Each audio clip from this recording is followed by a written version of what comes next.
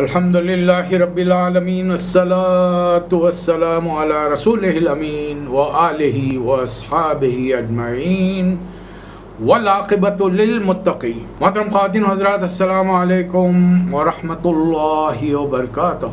اعوذ باللہ من الشیطان الرجیم، بسم اللہ الرحمن الرحیم۔ والشعراء یتبعهم الغاوون الم تری انہم فی کل وادی یہیمون وانہم یقولون ما لا یفعلون الا الذین آمنوا وعملوا الصالحات وذکروا اللہ کثیرا وانتصروا من بعد ظلموا وسیعلم الذین ظلموا ای منقلب ینقلبون۔ صدق اللہ مولانا العظیم۔ سیرت نبی صلی اللہ علیہ وسلم کا 8واں سال اختتام پر پہنچ رہا ہے، 9واں سال شروع ہو رہا ہے۔ اس دور میں جو سورہ ایک تسلسل کے ساتھ رسول اللہ صلی اللہ علیہ وسلم کی حیات مبارکہ کا ایک پورا قصے کی شکل میں پیش کرنے کے لیے جو سورے لیے گئے ہیں، ان میں ایک سورہ شعراء ہے۔ یہ شاعر کی جمع ہے جو موجودہ قرآن میں 26 نمبر پر ہے، اور ہم نے اس کو اپنی ترتیب میں 66 نمبر پہ لیا ہے 26 نمبر پر، ہم نے 66 پر لیا ہے، اور مکے میں 8ویں سال کے مکی دور کے اختتام یا 9ویں سال کے شروع کے لگ بھگ اسی دور میں اللہ تعالیٰ اس سورے میں مکے والوں کو سمجھا رہا ہے کہ تم کو اپنی زبان پر بڑا ناز ہے، تمہارے ہاں شعراء بھی بڑے بڑے پائے جاتے ہیں اور اپنے آپ کو زبان کا بڑا دھنی سمجھتے ہو، دوسرے لوگوں کو تو تم عجمی گونگا، تمہارے سمجھنے سے کچھ نہیں ہوگا، اور تم کیا سمجھ رہے ہو محمد صلی اللہ علیہ وسلم جو چیز تمہارے سامنے پیش کرے وہ شاعری ہے، حالانکہ تم شاعری کی ہر قسم سے واقف ہو، غزل، نظم، مرثیہ، قصیدہ، حجو، کوئی چیز ایسی ہے جس سے تم ناواقف ہو؟ اب قرآن کو پرکھ کر دیکھو کہ یہ ان میں سے کس صنف پر منطبق ہوتا ہے،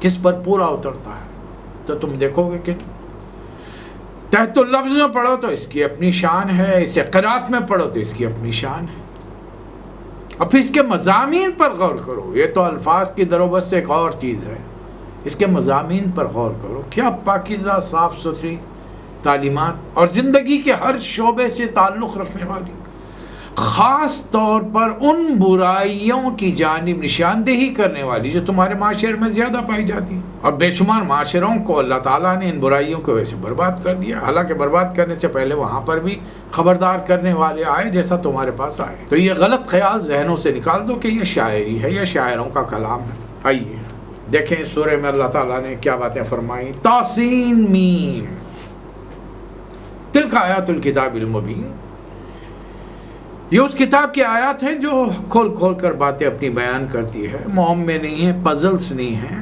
واضح ہر چیز کے متعلق کھلے کھلے احکامات، اور نبی ساتھ بھیجا گیا ہے کہ اس پر عمل کر کے نمونہ پیش کرے۔ اللہ تعالیٰ نبی صلی اللہ علیہ وسلم سے خطاب کر رہا ہے، لعلک باقع نفسک الا یکونوا مؤمنین، آپ اس غم میں اپنی جان گنوا دیں کہ یہ مکے والے ایمان نہیں لاتے۔ آپ جانتے ہیں اس دور میں نبی کریم صلی اللہ علیہ وسلم، آپ کا قبیلہ بنو ہاشم اور دوسرا قبیلہ بنو مطلب، یہ دونوں قبائل گھاٹی شعب ابی طالب میں ہیں، ایک طریقے سے قید کی زندگی، محصور زندگی گزار ہے، نہ کوئی ان سے تجارت کرتا ہے، نہ لین دین کرتا ہے، نہ خریدتا ہے، نہ بیچتا ہے، نہ شادی بیاہ ہے، نہ بات چیت ہے، کچھ نہیں، سوشل بائیکاٹ، بلکہ سیدھی سی آج کی ٹرمینالوجی میں سینکشنز۔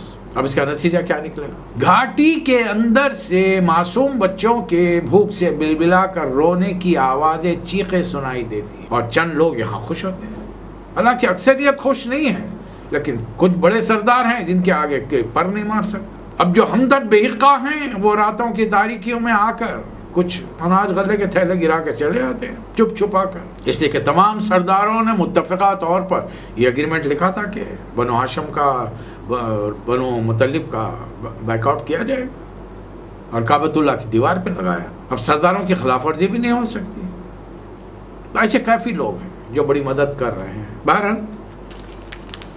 ایسے موقع پر اللہ تعالیٰ نے بڑا طویل سورہ اتارا ہے، آیات بڑی مختصر ہے۔ اے نبی صلی اللہ علیہ وسلم، ہم چاہیں تو ایسی آیت، ایسا معجزہ نازل کرے کہ ان کی گردنیں جھک جائیں، لیکن ہم ڈرا کر ایمان قبول کروانا نہیں چاہتے. ہم تو چاہتے ہیں کہ اللہ کو بغیر دیکھے یہ ایمان لائیں اور پھر اس کی تعلیمات جو پاکیزہ ہیں آپ جس کو دے رہے ہیں, جس پر عمل کر کے نمونہ بتانے والے ہیں, اس پر یہ عمل کریں.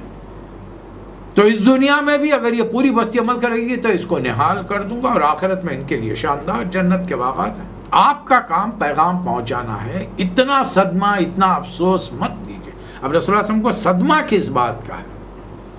وہ قوم جس نے 43 سال 43 ایئرس مجھے سر آنکھوں پر بٹھا کے رکھا, آج میری دشمن ہو چکی ہے, بدتمیزی پر اتر آئی ہے, مجنون, ساحر, جادوگر, کاہن, دیوانہ, کیا کیا نہیں کہہ رہی.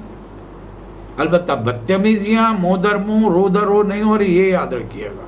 اب یہ حضرت ابو طالب ہیں, دنیاوی سہارے ہیں, اور حضرت خدیجۃ الکبریٰ رضی اللہ تعالیٰ عنہا کا ایک معاشرے میں ایک روب داب ہے. بہت بڑی مالدار تاجر خاتون تھیں, اعلیٰ خاندان سے ہیں.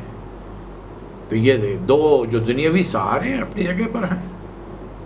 اب سب سے بڑھ کر تو اللہ ہے, لیکن بہرحال اللہ دنیا میں بھی اسباب پیدا کرتا ہے نا, وہ تو مسبب الاسباب ہے, لیکن دنیا میں تو اسباب چاہیے. تو نبی صلی اللہ علیہ وسلم اس فکر میں مت رہے. آئیے ہم آپ کو کچھ قصے سناتے ہیں. اصل یہ بات یہ ہے کہ ہر قوم میں جب بگڑ جاتی ہے قوم تو اللہ تعالیٰ کوئی نئی نصیحت اور پیغمبر کو کتاب وغیرہ دے کے بھیجے, تو یہ خالی کھیل کود میں پڑھتے ہیں, مذاق اڑاتے ہیں, دل لگیاں کرتے ہیں. ان کو دعوت دیجیے غور و خوض کی. آپ کا دور علم کا دور ہے. اب زمین سے اٹھ کر ان کو کائنات کی تسخیر کرنی ہے انسانوں کو. دیکھیے 1450 سال پہلے جو کلام نازل ہوا اس کی بنیاد پر آج دنیا کہاں پہنچ چکی ہے, اور خاص طور پہ گزشتہ 25-30 سال میں جو ترقی ہوئی ہے, انسانی دماغ دنگ ہے, عقلیں حیران ہیں, یہ کیا ہو رہا ہے. کبھی سوچ سکتے تھے کہ دنیا کے ایک کونے میں کھیل ہو رہا ہے, ایک ہاسپٹل کی 4 دیواری کے اندر ایک آپریشن ہو رہا ہے, اور اس کو دنیا کے کونے کونے میں لائیو ٹیلی کاسٹ کیا جا رہا ہے, باقاعدہ پورے آوازوں کے ساتھ, تعلیمات کے ساتھ, ان کے پورے ایک ایک حرکت کی بہترین عکاسی کی جا رہی ہے, بلکہ ریکیپ کر کے ان تمام چیزوں کو بار بار بتایا جا رہا ہے. اتنی ترقی کی کبھی آپ نے سوچی تھی؟ حالانکہ نبی صلی اللہ علیہ وسلم سے پہلے 1,24,000 یا 40,000 پیغمبر آئے, ان کے معجزے بھی اسی تھے, اسی ڈھنگ کے تھے زمینی معجزے. لیکن رسول اللہ صلی اللہ علیہ وسلم کا معاملہ مختلف ہے. آج دنیا والوں کو تو نبی کریم صلی اللہ علیہ وسلم کا شکریہ ادا کرنا چاہیے, لیکن وہ بیچارے کیسے شکریہ ادا کریں گے؟ آپ کے امتی آپ کے شکر گزار نہیں بن پائے. اللہ نے مجھے اور آپ کو نبی کریم صلی اللہ علیہ وسلم کے امتیوں کے گھر میں پیدا کر دیا, بس ہم پیدائشی مسلمان ہیں. ہم نے اپنا کردار سنوارا نہیں, اپنے معاملات کو نکھارا نہیں, اپنے لین دین دنیا والوں سے تعلق, ہر چیز میں ہم بالکل ایک معمولی انسان بن کے رہ گئے, دنیا دار. ہماری گفتگو, ہمارے معاملات, ہمارا لین دین, کوئی چیز ہم کو یونیک بنا کر پیش کرنے والی نہیں کہ جس کی طرف دنیا نظر اٹھا کے دیکھے ہاں یہ کچھ ایسے لوگ ہیں جن کی پیروی کرنی چاہیے. بڑا بہترین معاشرہ. کہاں ہے معاشرہ؟ ایک معاشرہ مجھے بتائیے آپ. پورے 56 مسلمان ملکوں میں, اس ملک میں پینے پلانے کا کوئی بندوبست نہیں ہے, فحاشی نہیں ہوتی, نیوڈیٹی نہیں ہے وہاں پر, جوئے خانے نہیں ہیں وہاں پر. کیا چیز کی, کس چیز کی ہو سکتا ہے؟ مکہ مکرمہ کے اطراف میں 40 کلومیٹر کے اندر کچھ ہو تو ہو, مدینہ منورہ میں خاص علاقے میں کچھ یہ تمام چیزوں سے محفوظ ہو تو ہو. بقایا پوری دنیا کے اندر دیکھ لیجئے سود کہاں بند کر دیا گیا, زکوٰۃ کا نظام کہاں قائم کیا گیا. اب بقایا اسی ایک ایک برائی کا تجزیہ کیجئے اور ڈھونڈ کے دیکھیے, نیٹ پہ معلوم کیجئے نا. ہمارے ساتھی کہتے ہیں نا جو بھی چاہیے شیخ گوگل سے تلاش کیجئے. اب اللہ تعالیٰ نے نبی کریم صلی اللہ علیہ وسلم کو حکم دے رہا ہے کہ ان دنیا والوں سے کہیے کہ زمین پہ نظر ڈال کر دیکھو. ان کو اعتراض ایک ہی بات, کیا خدا کو مانتے ہیں, رسولوں کو مانتے ہیں, مر کر دوبارہ جینے پر نہیں ماننا چاہتے, اس لیے کہ ان کے اعمال ایسے ہیں کہ وہ دوبارہ جینا, زندہ ہونا ہی نہیں چاہتے. وہ چاہتے ہیں کہ بس موت آ گئی, حساب کتاب نہیں ہو. اللہ فرما رہا نہیں, اطراف میں تمہارے کھانے پینے کی, زمین کی ترکاریاں, اناج, غلے, اگر ان کی ری سائیکلنگ ہو رہی، تم اچھا خاصا بہترین شاندار پھل اناج غلے ترکاریاں کھاتے پیتے ہو اور ان کے بیجوں کو پھینک دیتے ہو، ہم انہی بیجوں سے اثرینو نئی فصلیں دیتے ہیں، تو تمہارا پیدا کرنا کیا مشکل ہے ہمارا؟ آئیے نبی صلی اللہ علیہ وسلم ہم آپ کو حضرت موسیٰ علیہ السلام کا قصہ سناتے ہیں۔ موسیٰ علیہ السلام کا قصہ اتنی بار آیا ہے قرآن مجید میں کہ اگر آپ پورا جمع کریں تو 1.5 یا 2 پارے تو آسانی کے ساتھ بن جائیں گے۔ موسیٰ علیہ السلام صاحب شریعت پیغمبر ہیں، معجزے لے کر آئے، بلکہ اتنا کرم کیا کہ اپنے معجزے اپنی قوم میں چھوڑ کر چلے گئے، جو تابوت سکینہ میں بڑے لمبے عرصے صدیوں تک بنی اسرائیل کے پاس رہے، لیکن معجزہ کام میں نہیں آیا۔ وہ لاٹھی جو موسیٰ علیہ السلام کے ہاتھ میں جا کر مختلف قسم کے معجزے دکھاتی تھی، وہ کبھی کام نہیں کری اس نے۔ البتہ رسول اللہ صلی اللہ علیہ وسلم اپنا معجزہ امتیوں کو دے کر گئے ہیں، اس کو مضبوطی سے تھام لو، اللہ تعالیٰ دنیا کا امام بنائے گا۔ اب تھامنے کا مطلب یہ نہیں ہے کہ آپ اور میں مضبوطی سے قرآن کو پکڑ لے کے گھومتے رہیں 24 گھنٹے، نہیں ہو سکتا۔ تھامنے کا مطلب یہ ہے کہ اس کی ایک ایک بات پر عمل کیا جائے اور معاشرہ تشکیل دیا جائے۔ آج سے 1400 سال پہلے حجاز کی سرزمین پر حضور اکرم صلی اللہ علیہ وسلم تشکیل دے کر گئے، صحابہ اکرام کی پاکیزہ زندگی، وہ پاکیزگی ہماری زندگی میں کیوں نہیں ہے؟ ہمارے معاشروں میں، ہمارے محلوں میں، ہمارے خاندانوں میں، ہمارے بستیوں میں کیوں نہیں ہے وہ تمام چیزیں؟ کہ غیر مسلم اسے دیکھ کر ان کے دل خواہش آرزو تمنا کرے کہ ہم بھی ایسے بنے۔ چلیے موسیٰ علیہ السلام کا قصہ آپ کو سنا ہے۔ جب اللہ تعالیٰ نے انہیں اپنا نبی بنایا، جوان ہوئے، ایک خون ہو گیا ہاتھ سے، آدمی کا قتل ہو گیا، مصر چھوڑنا پڑا، مدین میں 10 سال رہے، شادی شدہ زندگی بسر کرے، بال بچے ہو گئے، اب 10 سال کے بعد لوٹ رہے ہیں اللہ تعالیٰ سینا کے صحرا میں، ڈیزرٹ آف سینا میں، وہاں پر ایک پہاڑ ہے کوہ طور، وہاں پر اللہ تعالیٰ نے نبوت سے سرفراز فرمایا اور فرمایا کہ جائیے فرعون کے پاس۔ اب موسیٰ علیہ السلام فرمایا پروردگار مجھے جھٹلایا جائے گا وہاں پر، اب کیا احسانات یہ کریں گے؟ دوسرے میرا سینہ بچھ رہا ہے اور میری زبان نہیں چلتی، اس لیے کہ 10 سال جو میں دیہات میں رہ کے آیا ہوں تو وہ فصاحت بلاغت جو میرے بھائی ہارون میں ہے وہ مجھ میں نہیں ہے، اس لیے کہ وہ شہر میں رہتے ہیں۔ اس لیے آپ کیا کیجئے، فارسل اللہ ہارون، آپ بہتر یہ کہ نبوت ہونے دیجئے، میں شاید مدد کروں گا۔ اللہ میں فرمایا کہ نہیں، اور ایک قتل بھی میرے ذمہ ہے، اور وہ لوگ تو آدمی کو ڈھونڈ رہے ہیں۔ اللہ نے فرمایا یہ تمام باتیں اپنی جگہ پر ہیں، ہم دونوں کو نبی بنا رہے ہیں، ہارون آپ کے بڑے بھائی آپ کے مددگار بنیں گے علیہ السلام، دونوں مل کر جائیں گے۔ چلیے اب یہاں سے سیدھا جس بستی سے ایک آدمی کے اطلاع دینے پر کہ فرعون کے دربار میں پتہ چل گیا کل ایک فرعونی کو آپ نے مارا ہے اور وہ آپ کو جواب میں قتل کریں گے، موسیٰ علیہ السلام پلٹ کر نہیں بھاگے، پلٹ کر دیکھے نہیں اور بھاگے بستی چھوڑ کر، پھر مصر چھوڑ کر نکل گئے دور کے علاقے میں، مدین میں جا کر وہاں پہ زندگی 10 سال کے گزار کے آ رہے جو فرعون کی حکومت کے جورسڈکشن کے باہر آتا ہے۔ اب یہاں پر 10 سال بعد جا رہے تو اب کوئی خوف نہیں ہے، اس لیے کہ اللہ کی معرفت آ گئی ہے، اللہ نے نبی بنا دیا۔ جس دل میں اللہ کا خوف ہو دنیا سے نہیں ڈرتا، اور جس دل میں خدا کا خوف نہ ہو دنیا کی ہر چیز سے بلکہ اپنے سائے سے بھی ڈرتا ہے۔ فرعون کے دربار میں چل گیا۔ اب فرعون پہلے تو شجر رہ گیا کہ بھائی ایک بندہ 10 سال پہلے بھاگ گیا تھا، دندناتے ہوئے سیدھا محل کے اندر گھس کے آ گیا ہے۔ اب اپنے احسان جتا رہا دنیا والوں پر کہ دیکھو بھائی اس بچے کو ہم نے پالا کھلایا پلایا، حالانکہ یہ غیروں کا تھا، لیکن ملکہ کو خوش کرنے کے لیے اتنی اس پر نوازشیں کی، لیکن کیا کیا؟ دیکھیں فرعون کیا کیا یہ کر رہا ہے۔ الم نربک فینا ولیدا، بچپن میں ہم نے تم کو پالا نہیں، وَلَبِثْتَ فِينَا مِنْ عُمْرِكَ السِّنِينَ، اور ایک طویل عرصہ جوانی کی حدوں تک، پیدا ہو کے 2-3 دن نہیں ہوئے تھے ماں نے ٹوکرے میں ڈال کے بہا دیا، ہم نے پالا تم کو، اور جوانی کی حدوں تک کھلایا پلایا، اچھے سے اچھا تمہارا لباس، مرغن غذائیں، ایک ایک چیز، اور تو آپ نے کیا کیا؟ وَفَعَلْتَ كَالَّتِي فَعَلْتَ وَأَنْتَ مِنَ الْكَافِرِينَ، اور وہ حرکت کی جو انتہائی نامناسب تھی۔ موسیٰ علیہ السلام نے اس کی کسی بات کا انکار نہیں کیا، صاف صاف فرمایا ہاں فعلتها، ہاں میں نے ایسا کیا ہے، اذا وانا من الضالین، جبکہ میں سیدھے راستے پہ نہیں تھا، حقیقت کا مجھے پتہ نہیں تھا، جیسے تیرے ساتھ میری زندگی گزرتی رہی۔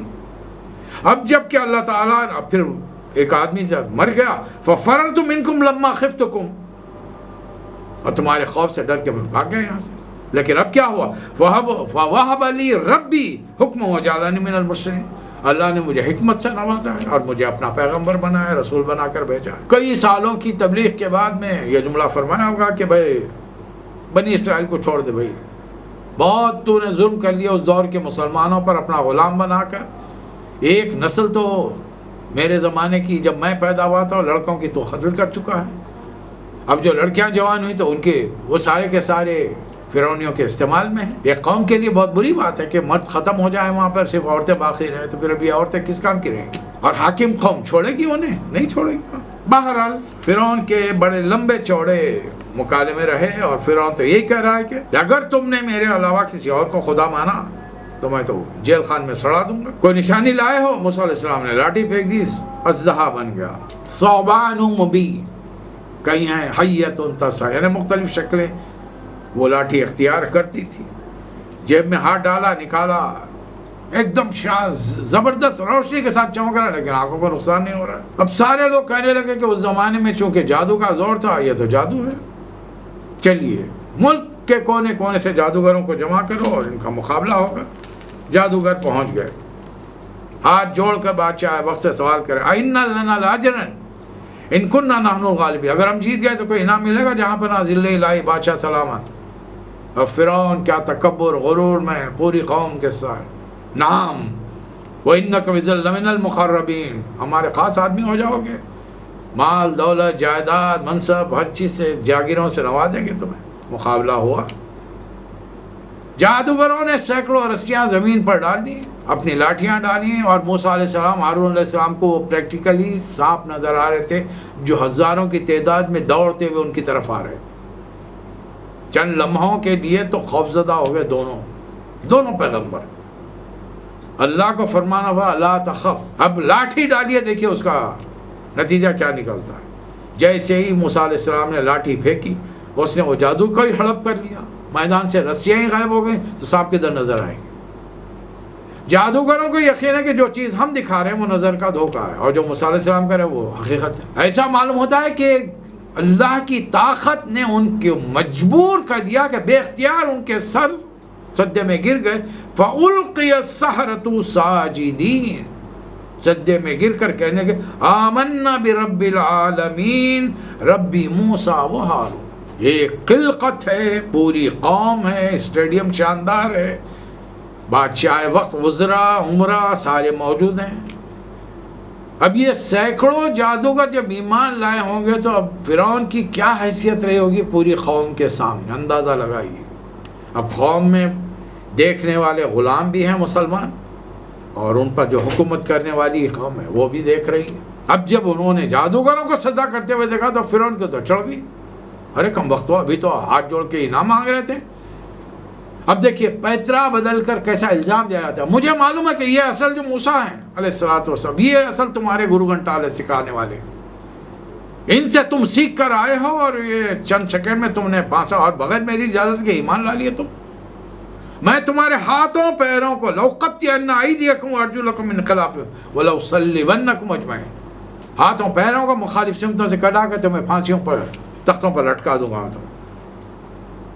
دیکھیے چند لمحوں پہلے تک ان جادوگروں کے نزدیک فرعون بڑا تھا، موسیٰ علیہ السلام کے معجزے کو دیکھ کر خدا پر ایمان کامل ہو گیا، فرعون کا ڈر یک لخت دل سے ختم ہو گیا۔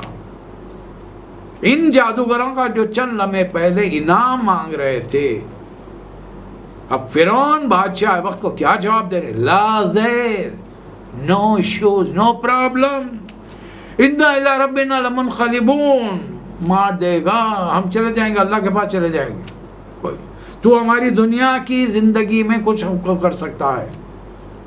بہت سے بہت زندگی کافی گزار لی، اب اس میں کچھ نوجوان ہوں گے، کچھ بوڑھے ہوں گے، ظاہر ہے عمریں تک گزر چکی ہیں۔ اب تو ہم چاہتے ہیں کہ اب تک جو کر رہے تھے وہ گناہ تھا، کفر تھا، جادو جو تھا، اب ہم اپنے رب سے توقع رکھتے ہیں کہ وہ تمام گناہوں کو معاف کر دے۔ ان کننا اول المومن، سب سے پہلے ایمان لانے والے ہم۔ کئی سالوں تک تبلیغ ہوتے رہے، موسیٰ علیہ السلام نے بے شمار معجزے بتائے، کبھی ملک میں سرسریاں گھس آئیں، ہر چیز کھانے پینے کی چیزیں برباد، کھانے پینے کے لالے پڑ گئے۔ ملک کا پانی خون بن گیا ایک دوسری مرتبہ. اب کھاتے کیا، دھوتے کیا، نہاتے کیا. کبھی ملک میں مینڈک پھیل گئے، 2 آدمی بازو میں بیٹھتے، بیچ میں سے پھدک کر مینڈک جا رہا ہے. مختلف قسم کے معجزے ہوتا ہے. ہر تکلیف آتی تو موسیٰ علیہ السلام کے پاس آتے اور کہتے کہ یہ مصیبت کے لیے دور کرنے کے لیے دعا کیجیے، ہم ایمان لائیں. یا کبھی کہتے کہ ہم بنی اسرائیل کو چھوڑ دیں گے، آپ لے کے چلے. اور جب مصیبت دور ہوتی، ارے واہ تھوڑی سی آفت آ گئی، پریشانی آ گئی تو کہ باپ دادا کے دین کو چھوڑ دیں. یہ ہٹ درمی، یہ ضد آخر کار اللہ تعالیٰ نے حکم دیا. بنی اسرائیل کے 12 قبیلوں کو لے کر ایک دن مقرر کیجیے اور چل پڑی. اور یاد رکھیے فرعون اپنی فوجوں کے ساتھ آپ کا پیچھا کرے گا، ہم دیکھ لیں گے ان کو. آخر کار سمندر آیا، موسیٰ علیہ السلام نے اسی لاٹھی سے سمندر پہ مارا، سوکھا راستہ بن گیا، پانی طود العظیم کی شکل میں اطراف میں ٹھہر گیا اور بنی اسرائیل کے 12 قبیلے وہاں سے گزر گئے. فرعون نے آؤ دیکھا نہ تاؤ، جہالت، غصہ، خوف کہ یہ میرے خادم غلام بھاگے تو ملک کا کام کون کرے. ایک ہیبت تھی اس پر تاریخ. اب ان کو تو عادت ہو گئی ہے، نوکر چاکر ساری بنی اسرائیل قوم غلام ہے ان کی. کھیتوں میں کام کرنے والے، ان کے گھروں کی صفائی کرنے والے، سڑکیں صاف کرنے والے، کنسٹرکشن کا سارا کام ان کے ذمہ ہے. عورتیں مرد ساری ہر ایک سے کام لیا جا رہا ہے. اب کیا ہوگا اگر یہ چلے جائیں گے بغیر آؤ دیکھے تو دیکھے کہ اس نے بھی اپنی فوجیں اندر ڈال دی. جیسی درمیان میں پہنچا، موسیٰ علیہ السلام کا چکے قافلوں کے ساتھ وہاں کنارے پہنچ چکے تھے، دوبارہ اللہ کے حکم سے لاٹھی ماری، سمندر کا پانی مل گیا. ساری قوم کو اللہ نے غرق کیا سوائے فرعون کے. آج اس کی لاش مصر کے میوزیم میں محفوظ ہے. لاٹھی مارنے پر سمندر کا پانی پھٹ گیا اور اس کی شکل کیا ہوگی؟ فانفلق فکان کل فرق کالطود العظیم. سمندر پھٹ گیا اور ہر ٹکڑا ایک عظیم الشان پہاڑ کی شکل جم گیا پانی. اور سوکھے راستے میں سے بنی اسرائیل گزر گئے، بچے بڑے، عورت مرد جانور سارے سب گزر گئے. اور جیسے ہی فرعون اپنی فوج کے ساتھ درمیان میں پہنچا، سمندر کا پانی مل گیا. بہرحال اب یہاں سے حضرت ابراہیم علیہ السلام کا واقعہ ہے. یہ ہمارے لیے آج کے دور کے لیے ہے کہ جن کے گھروں میں مختلف قسم کی رسومات بدعتوں کے طرح ہمارے گھروں میں ہم کو لپٹی ہوئی ہیں، اور اس کا ہمارے یہاں ایک ہی جواب ہے، باپ دادا کے گھر سے چلے آ رہا، ان کے زمانے سے چلے آ رہا. اللہ فرما رہا نے ابراہیم علیہ السلام تو اس گھر میں پیدا ہوئے، جب آنکھ کھولی تو دیکھا کہ بت پرستی پوری قوم میں ایک توحید پرست نہیں تھا، ایک خدا کو ماننے والا ایک آدمی نہیں تھا وہاں پر. جس طریقے سے یہاں پر نبی صلی اللہ علیہ وسلم دعوت کے لیے اٹھے ہیں، جب غار حرا سے نکلے تو مکے میں توحید پرست ایک نہیں تھا، سب ایمان لاتے گئے. حضرت ابوبکر، حضرت خدیجہ، حضرت زید بن حارثہ، حضرت علی وغیرہ وغیرہ وغیرہ. ریزمبلنس بتایا جا رہا ہے. یہ ضد ہٹ درمیان چھوڑیں اپنی زندگی کے ہر کام کے بارے میں، اور یہ طے کر لیجئے. میں یہی پیش کرنے کی کوشش کر رہا ہوں، اللہ کے رسول صرف نماز، روزہ، حج، زکوٰۃ یا نکاح، طلاق، شادی بیاہ، موت مٹی کے مسائل سکھانے نہیں آئے. زندگی کا ہر کام جو ایک مسلمان کو کرنا پڑے گا، شعور سنبھالنے سے لے کر آخری سانس تک، اس کے بارے میں نظام زندگی، پورا ایک سسٹم آف لائف جو اسلام کہلاتا ہے وہ دے کر گئے اور عمل کر کے بتا کر گئے. اور نہ صرف آپ نے بتایا کہ 1,24,000 صحابہ اکرام حجۃ الوداع کے خطبے کے موقع پر موجود تھے، سب تک یہ دین پہنچا کر گئے. بہرحال قوم سے سوال کر رہے ہیں، اپنے باپ سے، اس قال علی ابی ہی و قومی ہی ما تعبدون، یہ کس کی بندگی کر رہے ہیں آپ لوگ، کس کی پوجا پاٹ میں آنکھیں بند کر کے مراقبے میں رہتے ہیں؟ وہ ہمارے باپ دادا ایسی کرتے تھے. اچھا یہ سنتے ہیں آپ کو دیکھتے ہیں، کوئی فائدہ پہنچاتے ہیں. اب فائدہ پہنچانے کے، نقصان پہنچانے کا تو یہ انسانی خوف ہے. ان سے کسی سے بھی آپ دنیا میں امید رکھ لیجئے، فائدہ ہوگا تو بولیے ان کی وجہ سے ہوا، نقصان ہوا تو ان کی وجہ سے. طے کیجئے. ایک زمانہ جہالت کا مجھ پر بھی گزرا ہے. والدہ کا بڑا زور تھا کہ فلاں صاحب ہے، ان کے پاس جا کر چلے گئے. 10 سال ہو گئے، گریجویشن کرنے کے بعد میں ملازمت کی تلاش میں ہے، ملازمت مل نہیں پا رہی، کیا کریں گے؟ ہر انٹرویو میں کامیابی. آخر وہ صاحب بزرگ کے پاس پہنچ گئے.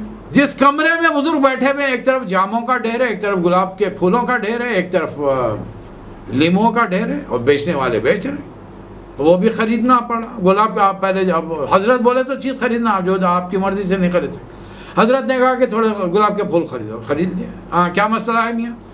حضرت سب چیز تیار ہے، سارے انٹرویو پاس ہو رہے ہیں، لیکن نوکری نہیں مل رہی۔ انشاءاللہ مل جائے گی۔ نہیں حضرت ایسا نہیں چلے گا، آپ ڈیٹ دیجئے۔ نہیں تاریخ میں، اچھا چلیے اتنا بتا دیجئے، سال بھر میں مل جائے گی، 6 مہینے میں ملے گی، 3 مہینے میں ملے گی، آپ اتنا بتا دیجئے تاکہ اس وقفے میں مجھے مل جائے تو مجھے اندازہ ہو کہ یہ کام آپ کی وجہ سے ہوا ہے۔ اب رہی بات یہ آپ کا جنرل جملہ، مل جائے گی، وہ تو مجھے بھی معلوم ہے کہ مل جائے گی، آج نہیں تو کل ملے گی، سال بھر 2 سال کے بعد نہیں ملے گی، نہیں بول سکے۔ حالانکہ ہم جہالت میں تھے، کبھی قرآن پڑھا نہیں، کوئی دینی گھرانہ تھا ہمارا، لیکن اس کے باوجود بھی دل ٹھکا نہیں وہاں۔ حالانکہ وہ لائے گلاب کے پھول لائے، کئی دنوں تک جب نہانے لگے تو وہ نہانے کے پانی کے اندر وہ گلاب کی پتیاں ڈال کر اسے بھی غسل کرے، لیکن چونکہ حضرت کی طرف سے دل ہی مطمئن نہیں تھا کہ انہوں نے وقت ہی نہیں بتایا ہے۔ اب وہ کھایا ہے تو ہے، وہ تو اللہ کبھی بھی کر سکے۔ ابراہیم علیہ السلام نے اس سورہ میں بڑی پیاری بات ہے کہ میں اس رب کو مانتا ہوں اور تمہارے خداؤں کا میں دشمن ہوں۔ میں اس خدا کو مانتا ہوں جس نے مجھے تخلیق کیا، پیدا کیا ہے، سیدھا راستہ بتایا، جو کھلاتا ہے پلاتا ہے، اور وَإِذَا مَرِضْتُ فَهُوَ يَشْفِينِ، جب میں بیمار پڑتا ہوں تو مجھے شفا دیتا ہے، وہی موت دے گا، وہی زندگی دے گا، اور میں اللہ سے توقع رکھتا ہوں کہ وہ میری خطاؤں کو معاف کرے گا اور مجھے صالحین میں شامل کرے گا۔ تو یہ تمام باتیں حضرت ابراہیم علیہ السلام ہمیں سکھا رہے ہیں کہ تمہارے گھروں میں بھی اگر ایسی کوئی بات ہو تو گھر والوں کو بڑے ادب احترام کے ساتھ سمجھاؤ۔ اب اس کے بعد میں ایک سلسلہ چل پڑا پیغمبروں کا۔ حضرت نوح علیہ السلام کا ذکر ہے، انہوں نے اپنی قوم کو تبلیغ کی، قوم نہیں مانی، اللہ تعالیٰ نے پوری قوم کو غرق کر دیا، سوائے ایک کشتی میں جو لوگ ایمان لا کے سوار ہوئے تھے انہیں بچا لیا۔ اس کے بعد قوم عاد میں حضرت ہود علیہ السلام تشریف لائے، انہوں نے بتایا اپنی قوم کی برائیوں سے، پہلے انہیں سمجھایا یہ کیا تمہارا معاملہ ہے کہ تم ہر اونچے مقام پر ایک بڑی عمارت بنا دیتے ہو، مونومنٹس، یادگار، اور پھر ڈاکے ڈالتے پھرتے ہو، جس پر ہاتھ ڈالتے ہو بڑا زبردست قسم کا، یہ تمام کاروبار چھوڑو، اس لیے کہ ایسے لوگوں کو بہت سخت سزا ملتی ہے۔ قوم کا جواب تھا کہ آپ واز کریں نہ کریں، اپنے کام سے کام رکھو، ہمارے کاموں میں دخل مت دو۔ اللہ نے اس قوم کو برباد کر دیا۔ حضرت صالح علیہ السلام کو قوم سمود میں بھیجا گیا، انہوں نے تو معجزہ پیش کر دیا، بڑے لمبے عرصے تک تبلیغ کرتے رہے، قوم نہیں مانی۔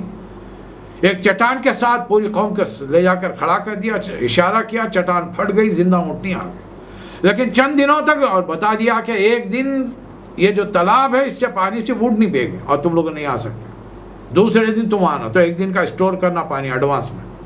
اور لوگوں کو تو عادت تھی ڈیلی کا ڈیلی، روز کا روز پانی آتے لے جاتے، پینے برتنے استعمال کرنے کے لیے، جانوروں کے لیے۔ اب مسئلہ ہوگا، اب راشن ہی ہے، آلٹرنیٹ ڈے آ رہا ہے، ایک دن آ رہا ہے۔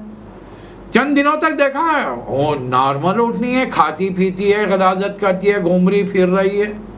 آخر ایک آدمی اٹھا، قتل کر دیا، مار دیا، اور جس کے نتیجے میں اس قوم کو اللہ تعالیٰ نے ایسے دھماکہ خیز عذاب بھیجا کہ پوری قوم اپنی گھروں میں بیٹھے بیٹھے مر گئی۔ قوم لوط علیہ السلام کی قوم ہومو سیکسولیٹی میں مبتلا ہے، سمجھا رہے ہیں نہیں مانتی، آخرکار برباد ہوگی۔ شعیب علیہ السلام کی قوم، ان کا جرم یہ تھا کہ ناپ تول کے پیمانے ان کے دیتے تو کم لیتے تو پورا۔ یہ جتنی قوموں میں برائیاں ہیں، آج ذرا غور کر کے دیکھیے کہ امت مسلمہ میں کچھ کم ہیں یا ہم دوسری قوموں سے 2 جوتے آگے ہیں۔ ہمارے دیندار یہ مدرسوں سے پڑھنے آنے والے کرتے کیا ہیں؟ یہ کیوں ان برائیوں کی کو شدت کے ساتھ بیان کر کے امت کو روکنے کی کوشش نہیں کرتے؟ یہ مدرسوں سے آنے والے جب ممبر رسول پر چڑھتے تو ان کی تقریریں ہوتی کیا ہیں؟ تمہاری داڑھی چھوٹی ہے، تم جنت میں نہیں جا سکتے، تمہارے پینچے ٹخنے کے اونچے نہیں ہیں، تم آگ میں جلو گے۔ رسول اللہ صلی اللہ علیہ وسلم خالی یہ 2-3 کام بتانے آئے تھے؟ ارے شروع میں توحید بتاؤ، رسالت بتاؤ، آخرت سے ڈراؤ۔ یہ مکے کا دور میں اسی لیے پیش کر رہا ہوں، میں نے 90 سورے لیے، 90 سوراز مکے میں، توحید، رسالت، آخرت۔ مکے میں 13 سال میں نماز تک فرض نہیں ہوئی، صرف برائے نام فرض ہوئی ہے معراج پر بلا کر، عملاً 5 وقت کی نمازیں قائم ہی نہیں ہو سکی مکے کے اندر، یہ سب مدینے میں ہوا۔ مکے میں صرف توحید، اللہ ایک ہے، اس کے ذات، صفات، اختیارات، حقوق میں کوئی شرک نہ ہو، آخرت ہوگی، ایک ذرے کا حساب کتاب لے کر اللہ یا تو انعام دے گا یا سزا دے گا۔ اور یہ تمام چیزیں بتانے والے رسول اللہ صلی اللہ علیہ وسلم ہیں. وہ تمہیں دل و جان سے عزیز ہونے چاہیے، اپنے ماں باپ سے بڑھ کر عزیز ہونے چاہیے. یہ عقیدے، بس یہ 3 عقیدے مضبوط ہو گئے الحمدللہ. اس کے عقیدے مضبوط ہوں گے، عمل آسان ہو جائے گا. صحابہ اکرام کے ساتھ یہی معاملہ ہوگا. قوم نہیں مان رہی، بہرحال آخر کار پھر اس مکی دور میں بھی بتا دیا گیا کہ کیا یہ نشانی نہیں کہ اسے بنی اسرائیل کے علماء جب اسے سنتے ہیں تو ان میں سے بعض ایمان لائے اور رسول اللہ صلی اللہ علیہ وسلم کی نبوت کو ایسے جانتے ہیں جیسا کہ اپنے بیٹوں کو پہچانتے ہیں. پھر تمہارے ساتھ کیا مسئلہ ہے؟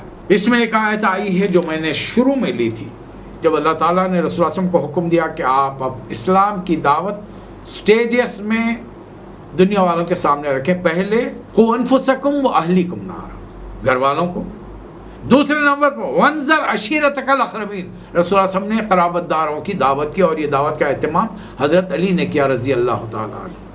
2 مرتبہ کھانے کا بندوبست کیا. اسلام کے لیے دعوت کیجئے، آپ بھی کیجئے. اگر جب تک حالات درست ہو جائیں تو ایک بڑی دعوت کر لیجئے نا، بڑی نہ صحیح کوئی ہزاروں کو بلانے کی ضرورت نہیں ہے. ارے ہم آپ کے ننیال ددیال کے سسرال کے 150 آدمیوں کو بلا لیجئے، بہت زیادہ کی ضرورت نہیں. اور کھڑے رہیے، توحید رسالت آخرت کی بات کیجئے، رسول اللہ صلی اللہ علیہ وسلم کی سنت کا حق ادا ہو جائے گا. اور اے مکے والے تم کیا سمجھ رہے ہو یہ کلام جو ہے شاعری ہے، اور یہ جو محمد صلی اللہ علیہ وسلم پر ایمان لائے ہیں یہ بھٹکے ہوئے لوگ ہیں؟ نہیں. وَالشُّعَرَاءُ يَتَّبِعُهُمُ الْغَاوُونَ، شاعروں کے پیچھے جو لوگ چلتے ہیں وہ تو بھٹکے ہوئے لوگ ہوتے ہیں، بہکے ہوئے ہوتے ہیں. واہ واہ، ہم یہ تمام دور سے ہم گزرے ہوئے ہیں. حیدرآباد دکن کا شاید ہی کوئی ایسا مشاعرہ ہوتا ہوگا 1981 تک جو ہم نے اٹینڈ نہیں کیا. اب وہاں جانا، ایک ایک شاعر کی اس کے اشعار پر تعریف کرنا یا کمنٹ کرنا، اس کے بعد فقرے کسنا، جملے کہنا، پبلک کی طرف سے ایک ووٹنگ ہو رہی ہے، ہنگامہ ہو رہا ہے. اچھا جب وہاں سے نکلے تو خالی اس ذہن، کچھ نہیں، کوئی سبق نہیں سیکھا، بس خالی انجوائے کیا، وہاں پر انجوائے کیا، سیکھا کچھ نہیں. اس لیے کہ وہ شاعروں کے پاس لفاظی ہے. دیکھیں اللہ کیا فرما رہا ہے، الم تر انہم فی کل وادی یہیمون، دیکھتے نہیں یہ کیسی کیسی وادیوں میں گھومتے رہتے ہیں، کیسے کیسے خیالات لا کر یہ اپنے ذہن سے اختراع کر کے پیش کرتے ہیں. مگس کو باغ میں جانے نہ دینا کہ ناحق خون پروانے کا ہوگا. شہد کی مکھی کو شاعر کہہ رہا ہے باغ میں مت جانے دو، بیچارے پروانے کا. پروانہ وہ جو کیڑا جو شمع کے اطراف، اور خاص طور پہ بارش کے زمانے میں آپ دیکھیں گے پوسٹ لیمپ سڑکوں پر جو کھمبے ہوتے ہیں جہاں لائٹ رہتی ہے، ان کے پاس کچھ کیڑے مکڑ اوپر اڑتے ہوئے جاتے ہیں. جب ان کی گرمی لگتی ہے تو اس کے پر جھڑ جاتے ہیں، وہ ٹپ بول کے نیچے گر جاتا ہے. کہاں سے خیال کہاں میں لا رہا ہے. مکھی سے اس پروانے کا کیا تعلق ہے؟ لیکن اس کے خیال کی داد دیجیے آپ، شاعرانہ انداز دیکھیے اس کا. مکھی باغ میں جائے گی، پھول کا رس چوسے گی، رس آ کر ایک جگہ جمع کر دے گی، اور جب جمع ہو جائے گا شہد بنے گا. شہد کا جو ویسٹ ہو جاتا ہے وہ موم بن جاتا ہے، موم سے موم بتی بنے گی، موم بتی جلے گی، پروانہ آئے گا، مر جائے گا. خیال تو بڑی دور کی کوڑی لایا ہے. ایک لکھنؤ کے شاعر نے کہا تھا نابینا ہیں. ایک مصرع دماغ میں آیا، دوسرے شاعر کو سنایا، اس زلف پہ بھپتی شب دیجور کی سوجھی. محبوب کے زلف کی تعریف کرے کہ اس کے بال اتنے کالے ہیں کہ شب دیجور، انتہائی گہری سیاہ رات. اس کی مثال میرے دماغ میں آئی ہے، اس زلف پہ پھبتی شب دیجور کی سوجھی. ایک صاحب جو ادھر سے آ رہے تھے، دوست بھی تھے، مذاق میں انہوں نے کہا کہ اندھے کو اندھیرے میں بڑی دور کی سوجھی. پہلے تم کو نظر نہیں آتا تو محبوب کی زلف کے کلر کو تمہارا پتہ کیسا چلا. سارے شاعر خراب نہیں ہوتے.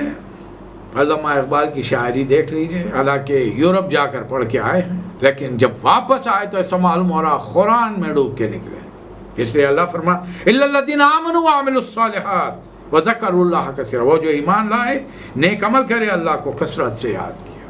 یہ ہوتا ہے ایمان لانے کا مسئلہ. علامہ اقبال ان کی داڑھی پر مت جائیے کہ ان کو داڑھی نہیں تھی. اسلام میں داڑھی ہے، داڑھی میں اسلام نہیں. اب ان کے مسئلے مسائل تھے. اب ان کی غیرت کا اندازہ دیکھ لیجئے نا. حکومت ہندوستان کا وائسرائے انہیں افریقہ کے ملک کا سفیر بنا کر بھیجنا چاہا، لیکن انہیں معلوم ہے کہ سفیر کو اس ملک میں جانے کے بعد اپنی بیگم کے ساتھ ہر فنکشن میں جانا پڑے گا. فرمایا کہ گنہگار ہوں لیکن اتنا نہیں کہ رسول کے احکامات کے خلاف ورزی، یعنی بیگم کو بے پردہ کروں۔ اب بتائیے، بظاہر ایک چیز تو ان کے پاس نہیں تھی، دوسری طرف ان کی غیرت کا کیا حال تھا۔ اور آپ کے میرے گھروں کے اندر آج ہمارے خاندانوں کے اندر کیا ہو رہا ہے؟ ہماری بہو بیٹیاں کیسے گھوم رہی ہیں؟ سر کھلا ہوا ہے، سینہ کھلا ہوا ہے، ہر طریقے سے بے پردگی کے ساتھ۔